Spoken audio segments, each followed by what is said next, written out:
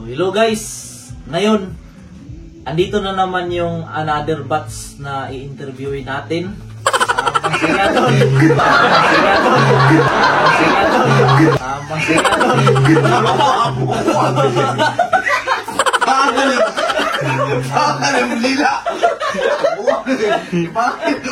Kilalanin natin sila at malaman kung ano yung mga experiences nila bago nakarating dito sa UK. So, boss, pakilala ka mo.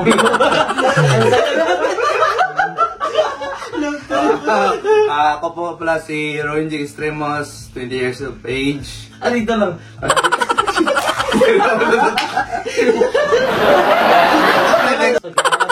So, kababayan natin. Ako po pala si Ronjing Extremos, 28 years of age, from Kiblawan, Davao del Sur. Kiblawan, Davao del Sur.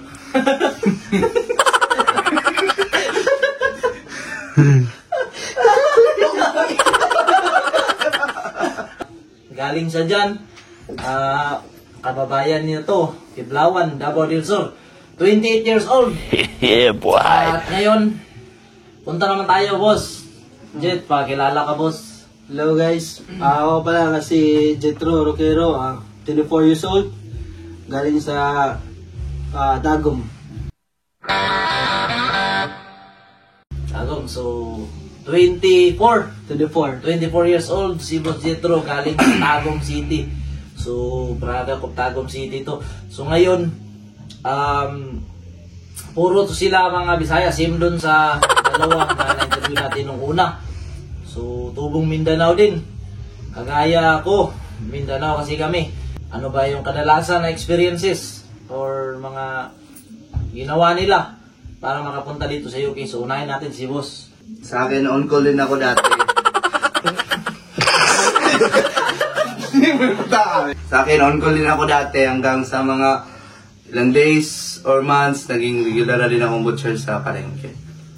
Thank you. Okay, so, pan yun?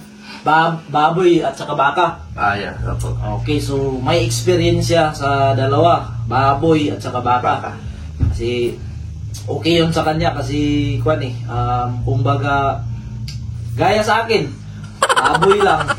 So mas maganda may experience sa baka, mas maganda yung baboy. So, yun yung experience ni Sir sa palengke. At ngayon, pumunta naman tayo kay Boss Jetro kung ano yung experience niya sa Pilipinas. Una talaga, hindi talaga ako regular na butcher, kagaya din nila. Dahil sa akin, meron akong matadero na nilapitan para magka-extra income dati. Tapos hanggang sa alam ko na yung process ng paano pagkatay ng baboy. Unlike sa kanya, merong baka, sa akin Baboy lang din. Okay, so never ka pa nakandong baka? Never pa. So, dito lang sa UK. Salamat na may baka kasi dito. Wala talagang baka. Baboy. Walang baka. Walang baka. Baboy.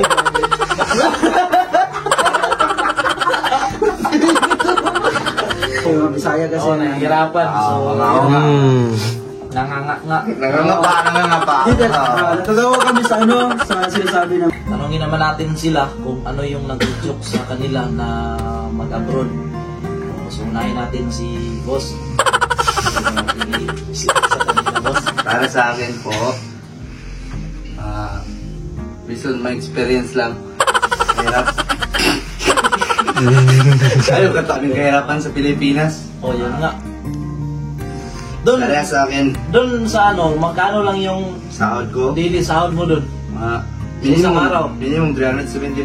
375? Per day. Anong oras ka nagsisimula 8 hours yan, 8 hours. 8 hours? 4. So, 4 to 4:30 minsan merong overtime pero hindi naman nasasama. 375. So, ganun talaga kadalasan na rason kung bakit kahirapan. Kasi, yun nga, 375 whole day ka na magkuhan dito per hour. Per hour dito. So, yun. Hindi ka Akala ko, pasensya na guys. Akala ko may inaganda pa si boss. Wala. Akala ko may inaganda pa. So, punta naman tayo kay Boss Jethro. Alamin natin kung ano yung rason kung bakit nag-decide siya na mag-apply at maging butcher dito sa UK. Boss.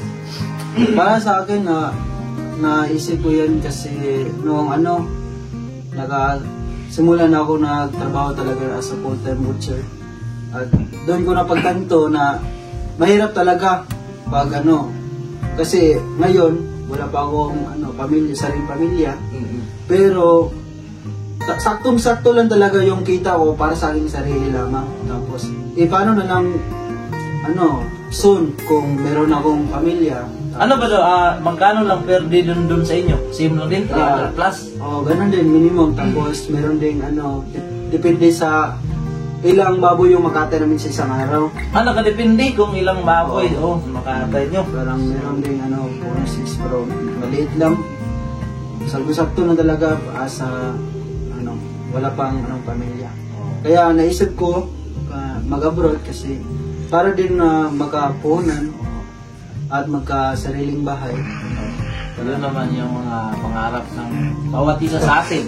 So, tanongin naman natin sila kung ano ba yung environment ng trabaho or ano ba yung na-feel nila na dito na sila ngayon sa UK. So, masaya ba or ano ba yung expectation nyo dito sa UK? So, una tayo kay boss. Para sa akin, birthday. Hirap. Hirapan talaga ako. Hirap talaga. Medyo may lagnat. Grabe yung arthritis ko. Yung back. Medyo may gamot. May lagnat ko nung yung dumating dito. Yung dahil sa lamig. Naninibago First yun. duty o second duty. Ay. Oh. Oo. Ganun, naninibago. So, ikaw? Dating mo dito, ayos lang so far na.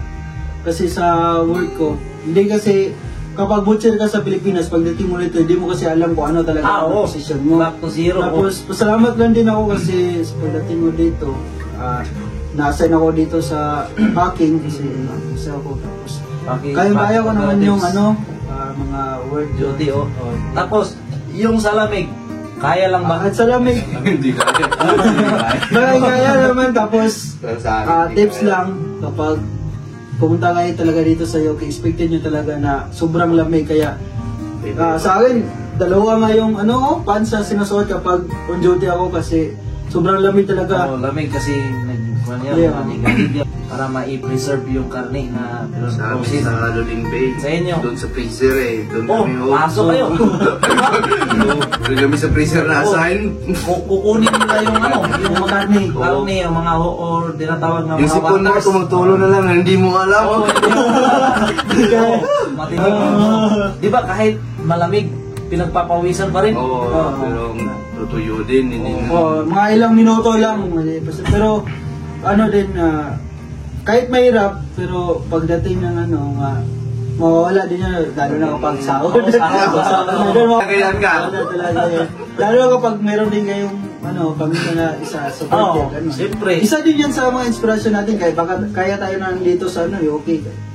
Nung nag-apply kayo, galing sa simula, nag-send ng video, hanggang naka-receive ng offer letter, hanggang naka-flight details. Ikaw, boss, ilang months? Sa akin, nag-start ako sa review ng IELTS last week of February. Last week of February? Tapos nabigyan ako ng offer letter September, tapos nabigyan ako ng flight dito sa January. January, so Malapit isang taon. grabe. Isang taon. Wow, sa'yo boss, mga ilang months lang? Siguro, malapit din mag 1 year kasi Malapit din mag 1 year. nagsimula akong mag-review sa IELTS kasi kapag mag-review ako ng IELTS, 3 araw lang sa isang week o minsan minsan wala din. Wala. Kaya nga na mga ilang months din naabot yung bago ako nakatake ng IELTS. Kaya nakatake ako ng IELTS just July last week, tapos pagka August nandun na yung result. result po. Tapos pagka September na, simula na akong mag-apply sa mga agency. Marami akong in-apply na agency. Tapos, Disagree yung ano. disagree yung nag-ano sa akin. Tapos binigyan agad ako ng opportunity kaya ginagrab ko na talaga opportunity.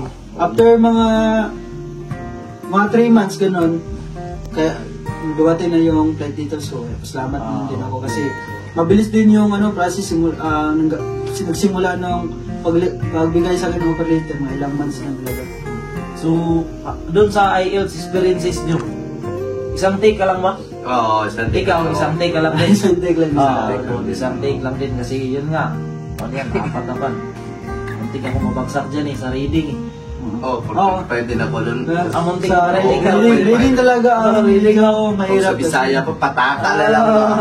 Ikaw na bahala. So, Ikaw na sa, bahala. sa mga nagtatanong dyan about sa IELTS, siyempre, review lang talaga. Oo, so, Kasi mahal yan eh, mahal. 12-7 na itong sa 12-7 na? itong makuha. Sa'yo, Oo, sa'yo. nung sa amin kasi 12,350 pa lang. Naging Ay, bago lang yung nag-increase yung nagsimula talaga sa amin na yung July, last of July, doon talaga nagsimula na nag-increase yung nag-increase na pala talaga no. 12-7. British Council, IDP. Yan. British Council. Okay. So, at saka balita ko may gaano katutuyo yung may TB test na sa Davao? Yeah. Meron sa physician. Oo. So, Sa yun. UK lang siya. Or UK lang. Meron din siya. So, yun mga for UK. meron na Sa siya. website. So guys, balita, update sa inyo. Yung taga-probinsya, kung pwede, hindi na kayo pupunta ng Manila para mag-TB test. So kung malapit lang kayo sa Davao, either bus or basta magbaylan lang kayo. So meron na sa Davao. So ano ba yun? UK lang or Yung pati? Canada. for butcher. Seaman. Okay. For abroad. For only butcher, UK lang talaga. So, yun. May na doon. Ano ba yung may advice nyo sa mga kababayan natin na naghahangad na mag-abroad? Bigyan naman natin sila ng tips at advices. Para sa akin. Ikaw na, boss. Para sa akin, pasigilo lang talaga. Tapos, hindi kalimutan mag-pray. Araw-araw. Sabagay yun. Para makamit yung pangarap. Sa akin, pray lang ang saligan ako ba? Isaligan, nag-anlaw. Marag yun. Hirang bububugs mo pa. Karon, Nana sa UK. pinagpala. Dito na, sa UK. Dito sa UK. Talaga, sa mga gusto mag-abroad, sipag at syaga lang talaga kasi dyan talaga yung magsisimula yung yung goals mo sa buhay. Kung gusto mo talaga mag-abroad, kailangan mo talaga ng tiyaga. Tapos, siyempre, dasal para naman sa si Lord yan talaga ang may alam talaga kung ano talaga ang ating saan talaga tayo dadalhin ng tadhana. Kasi sa lahat naman natin ng tiyaga, meron talagang bunga yan. Kasi based on my experience kasi, di talaga ako wala talaga sa plano sa akin yung mag-abroad. Kaya lang naman kasi natin mabuhay kahit sa Pilipinas lang. Kaya mabuhay, pre. Makakain lang tayo ng 3 sa isang araw, okay na yun. Pero kapag Hindi mo i-expect, di ba? pag mindset talaga natin na yung sa future talaga, iniisip talaga ng future, kailangan talaga yung natin mag-abroad kasi para din sa atin yan, para sa ating future family. Tapos, ang sa tips ko lang din, tips ko lang din, additional. Maglubya kayo ng nurse. Hindi, masyado atat. Kasi kapag masyado ang atat, di mo talaga alam na kung hindi mo pala time yun para Kung para sa'yo talaga. Antayin mo Para talaga sa'yo, yan. para sa'yo talaga. Kasi para sa'yo yan, ibigay talaga yan sa'yo. Hindi mo talaga. Tama. So, yun po, tubong Mindanao sila. Lahat yung natin ngayon na video. So, lastly, bigyan natin sila ng pagkakataon na i-shout out yung mga family, mga napagtrabahoan nila, napagtrainingan, mga mga relatives, friends. So, ito na pong pagkakataon. So, ikaw na, boss. May papasalamatan ka ba or shout out? Salamat po sa Ginoo. Unang-una sa Ginoo. Kay Siyempre. abot. No, dumating ako dito ng safe.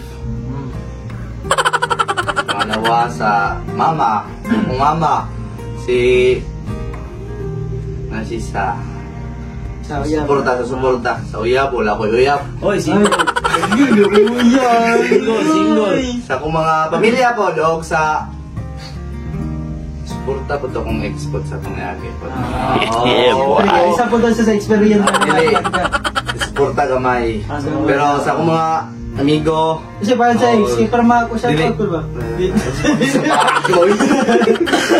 sa tanan ni ampo ni tanan nga naabot ko diri salamat kanyo. Puhon. Nakabawi ra tayo niyo puhon. Salamat. Okay, so moto ang pasalamatan ni boss. So moto punta na naman tayo kay boss Jetro. Din, salamat din ako sa ano. Una sa lahat, sa Panginoon siyempre. Tapos sa pamilya at sa mga sa girlfriend ko. Yeah, Mga boy. friend, sa girlfriend ko si Megan. Hello, Happy Valentine's Day. Happy na. Wala kami na mag-Valentine's Day. Valentine's Day. Valentine's, so, Kahit malayo tayo, sister lang. Oo, siyempre. Sa mga tropa ko dyan sa Tagum Slaughter, especially sa aking boss, Boss Jerry. Maraming salamat sa alaga sa mga matadero dyan kasi Yan ba yung sobrang laki ng tulong talaga sa akin. slaughterhouse nandiyan na malaki sa Tagum slaughterhouse talaga? Oo, dyan sa shoutout. Kita ba yan, marami na silang napaano, mga product nila napunta na dito. So, shout out sa inyo dyan. So, meron pa ba? Shout out pala sa yung training center, Amang Bikay. Sa mga nag-trainer dyan. Shoutout po sa mga buong staff sa Relicos. Salamat sa tulong sa mga tips niyo para madaling mapasa.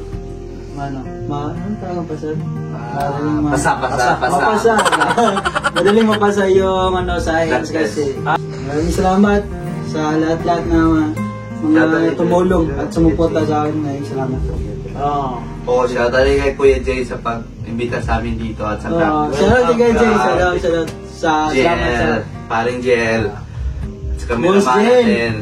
Salamat sa Paring inyo. Vince. Shout out sa cameraman namin sa video na to, Boss Vince. So, na-interview na natin yan. So, abangan nyo. Congrats sa dalawa ito. So, congrats. Welcome to Kamsi family. Welcome to Kamsi family. So, yun. Dito na magtatapos yung video natin at huwag niyong kalimutan i-follow yung page namin dito sa Kamsi site, JLN United Kingdom. At saka salamat sa lagi niyong panonood. Kung may mga katanungan kayo, huwag kayong mahiya na mag-comment dyan sa comment section. Sasagutin natin yan pag may oras tayo. So hanggang sa muli, bye-bye!